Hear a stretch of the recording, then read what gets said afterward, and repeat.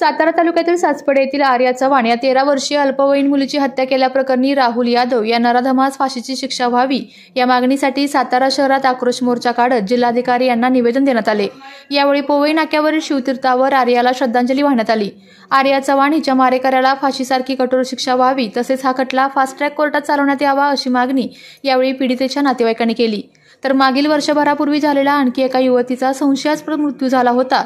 या प्रकरणात देखील आरोपी राहुल यादव याचाच हात असल्याचा आरोप यावेळी आंदोलनकर्त्यांनी केलेला असून त्याची देखील सखोल चौकशी पोलिसांनी करावी अशी मागणी यावेळी करण्यात आली।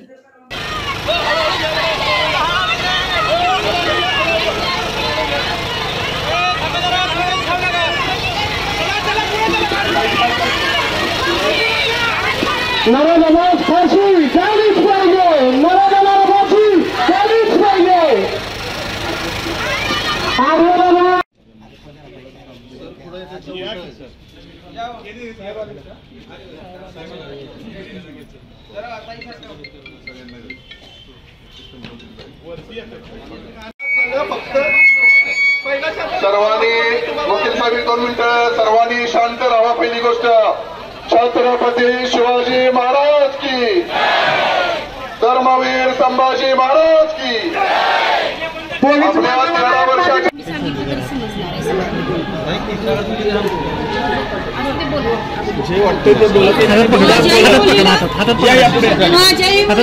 दीड वर्ष झालं नाही तर या दुसऱ्या मुलीचं हे केलेलं आहे, त्याला शिक्षा फाशीचीच व्हावी ही अपेक्षा आहे। माझी लहान मुलगी होती तेव्हा तिच्यावर अत्याचार केलेला आहे, मी केस मागे घेतली नाही म्हणून त्याने हे केलेलं आहे सगळं। त्याला फाशीची शिक्षा व्हावी हीच आशा आहे माझ्याकडनं आणि पाहिजे। आम्ही देतो त्याला काय सजा देतो, आमच्या ताब्यात द्या त्याला फाशी शिक्षा झालीच पाहिजे। माझ्या मुलगीचं सहजासहजी जीव गेला असेल, मागच्या वेळेला पण तो झाला होता कोणता त्याने अत्याचार केलाय, माझ्या मुलगीला मी मारून टाकली विहिरीत त्यानं। त्याच वेळेला जर न्याय मिळाला असता त्यावेळेस मी संशय म्हणून त्याचं नाव सांगितलं होतं मी, त्यांनी लक्ष दिलं नाही, दाबून ठेवली केस। ज्या कोणी अधिकाऱ्यांनी त्याच्यात माझ्या मागे कुणी नसल्यामुळे केलं असेल, आता हे मुलगीला भोगायला आलं नसतं त्यावेळेस जर त्यांनी दक्षता घेतली असती तर। राहुल बबन यादव हा व्यक्ती आमच्या लांबूनचा नसून जवळच आहे, आमच्या वाड्यातलाच आहे। तर पहिल्यांदा एक आमची बहीण छोटी, तिला लहानपणी एक 7-8 वर्षाची होती, 8-9 वर्षाची होती, 9 वर्षाची होती। तिच्या वाईट प्रसंग करून ती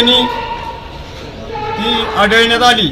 नंतर प्रोसिजर झाली, पोलीस स्टेशनला वगैरे बोलवणं केलं, येणं झालं, सगळं थांबवलं। त्याला कोण जामीन भेटला, जामीन भेटून सुटून आला। परत नंतर एक 5-6 महिने, 6 महिने, वर्ष, 2 वर्ष, 3 वर्ष गेले। नंतर त्याने गावात आल्यानंतर थोडासा विसर पडून त्या मुलीचा अपघात करून विहिरीत टाकली।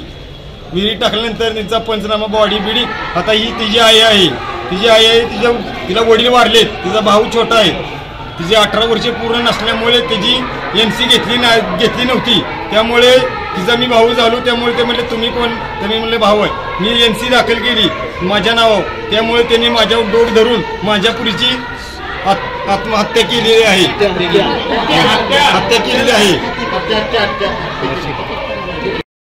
त्याचं पाळं तिच्या डोक्यावर घालून, म्हणजे जसं मगाशी आमच्या बापूंनी सांगितलं की खालच्या शहाबादी फरशीला सुद्धा तिच्या डोक्याचा आकार होईल एवढ्या पद्धतीने, एवढा क्रूर हल्ला त्या ठिकाणी त्या नराधमाने केलेला आहे। खऱ्या अर्थानं अशा चिमुकलींवरचे जे अत्याचार आहे संबंध महाराष्ट्रामध्ये अत्यंत वेगानं होत चाललेले आहेत।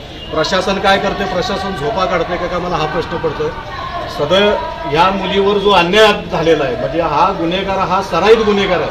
म्हणजे यापूर्वी सुद्धा त्यानं अशाच प्रकारचा एक गुन्हा करून माझ्या ऐकिवात असं आहे की त्या 2 गुन्हे असे केलेले आहेत, त्या मुलीला त्या ठिकाणी विहिरीत टाकून दिलेलं। म्हणजे अशा पद्धतीचा हा सराईत गुन्हेगार आहे। या सराईत गुन्हेगाराला, या नराधमाला फाशीची शिक्षा झाली पाहिजे आणि हा जो गुन्हा आहे हा फास्ट ट्रॅकवर चालला गेला पाहिजे।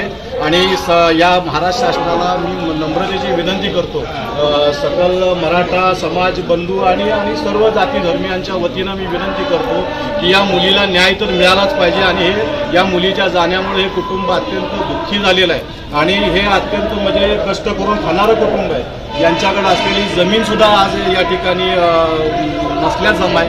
अशा पद्धतीने या कुटुंबाचा भविष्यातला उदरनिर्वाह होण्यासाठी शासनाने सुद्धा या ठिकाणी त्यांना भरघोस मदत करावी असं या ठिकाणी आर्याच्या वतीनं मी आपल्या सर्वांना संबोधतोय आणि आर्याच्या आत्म्यास चिरशांती लाभो असं या ठिकाणी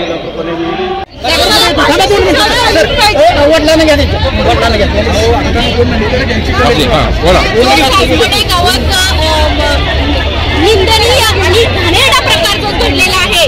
माझ्या माता भगिनी सुरक्षित आहेत का नाही. आज गावाकडे असताना सुद्धा आपण प्रत्येकाला सांगत असतो की माझ्या आणि आपण व काका काकी असं सगळं आपलं नातं एक हे केलेलं असते. पण त्या नात्याला सुद्धा लाजीरवाणी गोष्ट घडलेली आहे. आणि आर्यासारख्या कितीतरी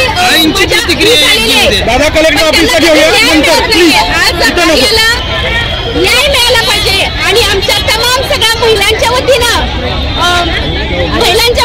आर्याला ज्या नराधमानं जे काही झालेलं आहे त्याला फाशीची शिक्षाच दिली पाहिजे.